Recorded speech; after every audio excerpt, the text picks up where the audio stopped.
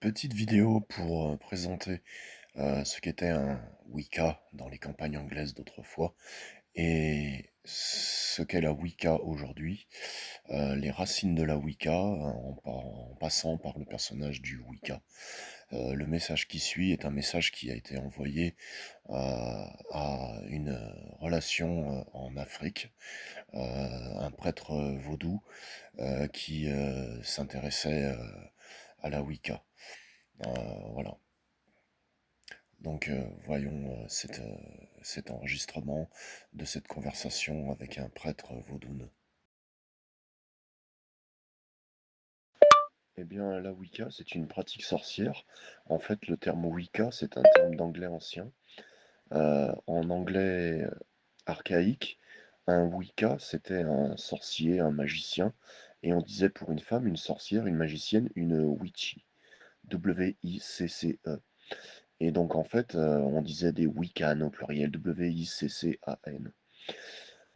Et donc, c'était des gens qui pratiquaient la magie blanche, orientée vers le bien. Et c'était des gens qui souvent, en fait, ne travaillaient pas avec les divinités, qui réclamaient des sacrifices humains, et des gens qui se tournaient plus vers, puisqu'ils étaient tournés vers le bien, la magie blanche, la voie blanche, comme on dit, c'était des gens qui se tournaient vers la source. Et donc, en fait, dans le rapport avec les divinités, ils recherchaient plus forcément la déesse et le dieu qui sont créateurs. Et dans le mouvement Wicca qui a été créé dans les années 1950 par Gerald Gardner, il faut dire, je crois, cet homme en fait a créé un mouvement qui en fait était une parodie de la Wicca, du Wicca, du personnage, un Wicca, comme il y avait dans l'Angleterre avant la percée du christianisme. Donc les Wiccans étaient des héritiers des druides. Wiccan, c'est un pluriel, je le rappelle. À notre époque, en fait, comme on parle de la Wicca comme mouvement, la Wicca, quand on parle de quelqu'un qui est un Wiccan, comme un Américain, on dit un American en anglais, et bien on dit un Wiccan pour quelqu'un qui est adepte de la Wicca. Mais à la base, c'était un pluriel Wiccan. Donc en fait, ça reste une pratique de magie blanche et la tradition à laquelle j'appartiens, la Wicca Original Witchcraft, on fait un retour vraiment aux sources. On pioche dans le chamanisme qui a influencé lui-même le druidisme, et le druidisme qui était avec les rites solaires et puis aussi des rites lunaires, une religion proche de la nature où on s'harmonise avec les cycles du soleil. Chez nous, c'est pas comme chez vous en Afrique, on n'a pas saison sèche et saison des pluies. Enfin, je sais que vous avez une petite saison sèche et une grande saison sèche, une petite saison des pluies, une grande saison des pluies. Mais nous, nos quatre saisons, c'est printemps, été, automne, hiver. Donc à la sortie, on a une période lumineuse et une période sombre. Donc en fait, ça suit un cycle, un petit peu comme un cycle de la Lune qui d'abord, quand elle disparaît, après elle réapparaît, elle grandit, elle devient de plus en plus grande, elle devient pleine et après elle rétrécit. En fait, elle est d'abord croissante et ensuite, après avoir été pleine, elle est décroissante et elle disparaît puis elle recommence à croître. C'est un cycle sans fin. Et donc on s'harmonise avec les cycles et la Lune influençant justement nos énergies. Quand elle est croissante, nos énergies sont, euh, comment dire, elles sont en quelque sorte amplifiées, et quand elles sont apaisées, atténuées pendant la période décroissante, et de la même manière, dans nos cycles printemps, été, automne, hiver, il y a une période de croissance à partir d'abord du solstice d'hiver, mais d'abord on sort de la nuit, en quelque sorte, de la période sombre à l'équinoxe de printemps, où en fait là, cette fois-ci, les journées commencent à être plus longues que les nuits, et donc en fait, il y a une période où justement les plantes, on les met en terre, on plante les graines à une époque, et puis il y a la période de croissance, il y a l'apogée où on fait la moisson après, ça c'est l'été, et on fait la moisson pendant l'été, jusqu'à l'automne où on retombe dans une période de repos, donc une période un petit peu qui correspond à un moment où la lune disparaît, symboliquement, hein, je parle. Donc en fait, si on a cette croyance en les cycles, l'harmonie avec tout ça, et le Tao Te Ching de Lao Tzu, encore une fois, rappelle ces règles des cycles, où justement il est écrit, soit comme les forces de la nature, euh, quand le vent souffle, il n'y a que le vent. Quand il pleut, il n'y a que la pluie. Quand les nuages passent, le soleil brille. Et en fait, en même temps, il a dit, il y a un temps pour être en sécurité, un temps pour être en danger.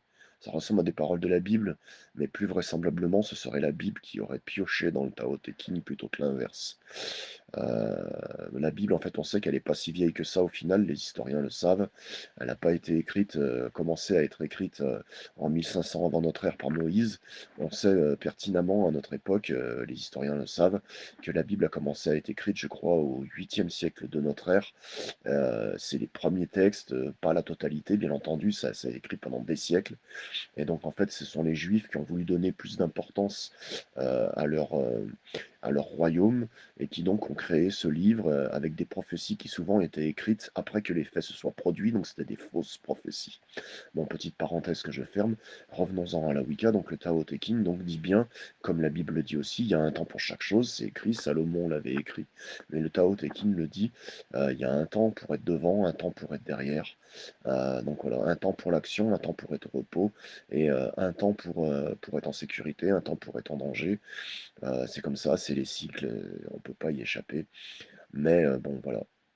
Donc notre spiritualité orientée vers le bien, on croit en les cycles de la nature, et puis en même temps, on croit forcément s'adapter aux cycles, c'est aussi vivre en harmonie avec la nature, donc en contact avec elle, au plus proche d'elle, donc proche des plantes, des arbres et des animaux.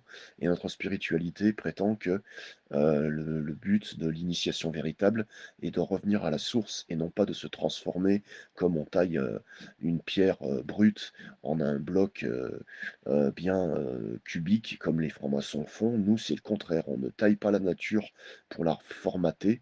On revient au contraire à l'essence naturelle.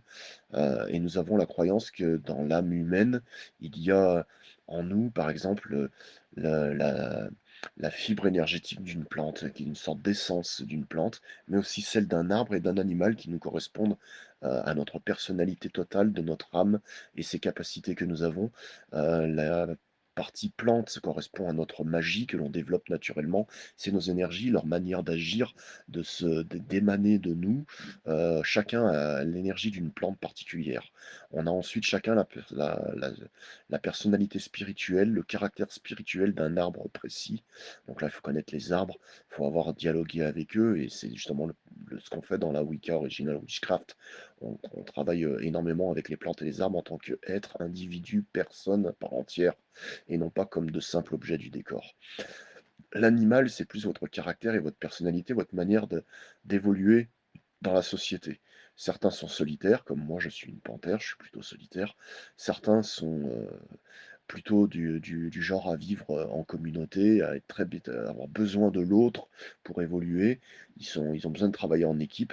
Alors ça peut être des gens qui sont comme les loups ou les lions, mais ça peut être aussi des gens qui sont comme les biches ou comme les antilopes qui vivent, ou les girafes qui vivent en société et qui ne sont pas des prédateurs. Chacun peut être soit prédateur, soit au contraire être herbivore ou enfin végétarien. Je parle des animaux, hein.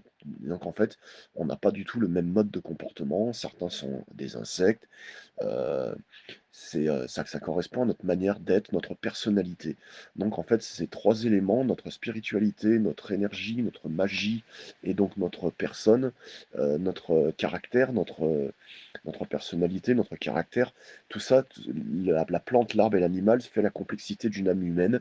Ce qui fait qu'il y a des âmes qui sont plus proches, certaines que d'autres, parce que certains animaux s'entendent mieux les uns avec les autres.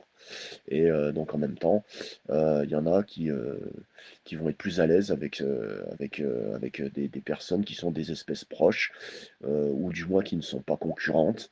Et donc en fait, c'est pour ça qu'il y a des affinités avec les êtres humains et c'est pour ça qu'on ne peut pas vouloir que formater les gens comme les chrétiens qui disent que, il faut être une brebis comme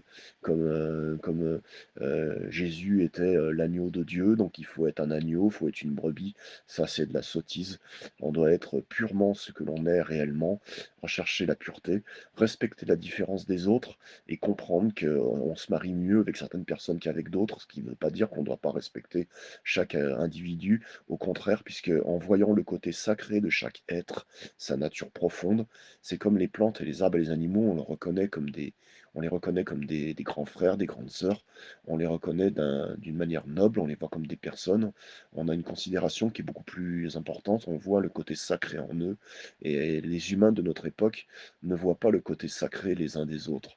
Et c'est pour ça qu'ils se déchirent, qu'ils se haïssent, qu'ils se querellent, alors que si on revoit le sacré en chacun, on peut arriver à la paix et l'harmonie entre les êtres. Et justement, le principe de la Wicca, la spiritualité de la Wicca, la philosophie de la Wicca, nous amène à rétablir la paix entre nous, l'harmonie et à devenir productif, vers le bien. C'est-à-dire qu'à grand pouvoir, grande responsabilité. Si on est une panthère, on a des griffes, on les met au service de la justice. Donc on va servir les autres dans ce sens-là. Et donc en réalité, si on reçoit de l'argent, nous, on va l'utiliser pour faire du bien à la société parce que l'argent sert à quelque chose, autant que dépenser pour des choses utiles. Plutôt que de garder des milliards sur son compte comme font les Illuminati et qui laissent des gens crever de faim dans les pays du tiers-monde et qui ne font rien pour sauver la planète.